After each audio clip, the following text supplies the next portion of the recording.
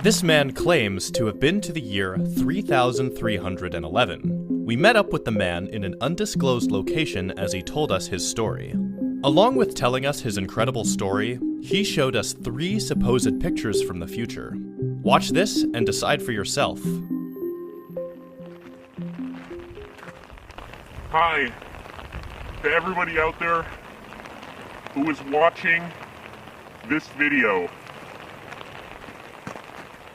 I have an extremely interesting story to tell you here today.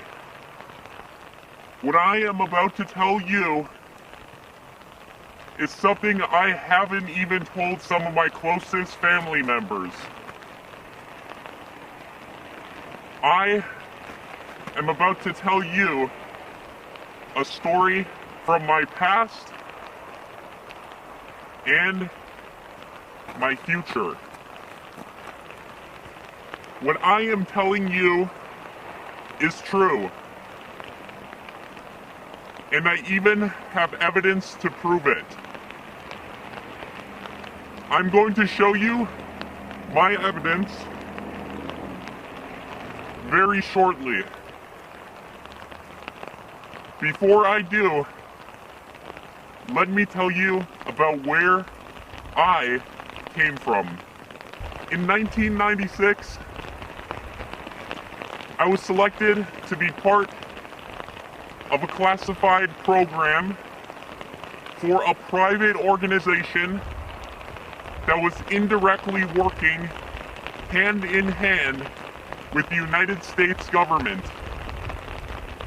I cannot say the name of this program, and I cannot give certain information, and that is why I am opting to keep my identity private. I am requesting that Apex TV, for the sake of mine and your safety, you blur my face and distort my voice. Again, this is for both of our safeties. As I was saying, I was chosen to be part of a program that had to do with something called quantum computing. You can research quantum computing and learn all about it now. But back in 1996, hardly anybody knew what quantum computing was. And it was only researched and discussed in highly classified situations. To even know what quantum computing was, you had to be a high-up member within a secret organization, for example, the one that I was in, or working within a government. And I do know for a fact that other governments around the world, different countries, India, Russia, and many more countries also have this technology. Now, if you aren't already familiar with quantum computing, then you don't know what exactly it's capable of doing. Let me tell you, quantum computing is much more than any regular computer. Quantum computing can actually interface with space and time. Now, I myself am not a scientist. I'm a developer that at the time knew nothing about quantum computing or these secret projects that are worked on behind closed doors. I was unaware, as many and most, I assume, of those of you watching. But I can assure you that these programs do go on, like I said, behind closed doors. I was told that I was chosen because of how well I did in school, how good of a developer that I was. And I remember it like it was yesterday. I came back to my dorm room and one of my roommates handed me a letter. On the front of the letter, it said classified in red ink, and it said for my eyes only with my name on it. At the time, I didn't know the severity of what was going to happen. So I opened the letter in private, just in case. I assumed it might have been a joke. This was no joke. I opened the letter in private, and it explained that I was going to meet somebody very soon. It didn't say who, it just said be ready. We have a very important project that we would like your help on. And at the bottom, I remember it said from, and it was the name of this organization which I assume nobody watching this had heard of.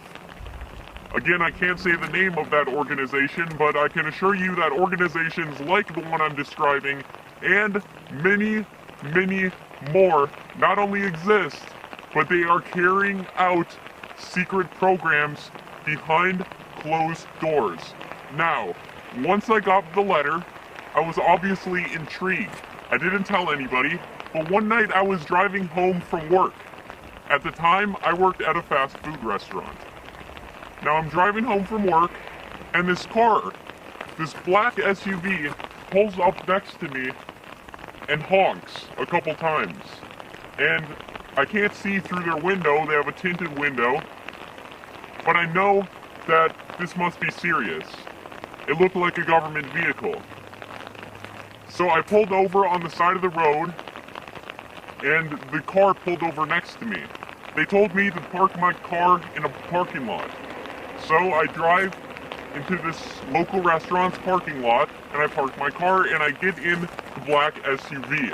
Now I'm sitting in the back of this SUV, and in the front, there are two government workers wearing black suits, black glasses, and they don't say a word. I'm sitting there in the back seat wondering what's going on. I sit there for maybe a minute, and eventually I said, "Where are we going?"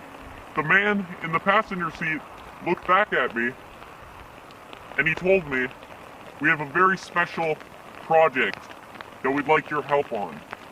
I said, "Okay, can you explain to me what this project is?" And the man said, "I'm going to need to sign several non-disclosures before he can even start to tell me about what this project is." Now obviously I'm very intrigued at this point, and eventually we arrive at a military base nearby the area. We go into the military base, and there's an elevator. We go down the elevator, and what felt like maybe 50 floors beneath the ground. I'm brought into a room, I sign a bunch of legal documents, and they told me, "We're going to offer you $600,000 to help us code a certain machine, but also we have an option available to test it, and for that we will pay $300,000 extra. Now obviously to me, as a broke college student, that was a lot of money, so I accepted both offers. I spent several weeks underground at this military base, learning about quantum computing, starting to help code the machines, and eventually the time came up to which I would test this machine. They did several vital tests on me. They checked my blood, and they made sure that I was healthy. And eventually they determined that I was fit for this top secret experiment. And I would be testing top secret technology that would send me into the future. I was to be sent to the year 3311 for the purpose of not only testing the machine, but also surveying and seeing what the future was like. In fact, they've done many experiments before the one that I was going to be taking part in.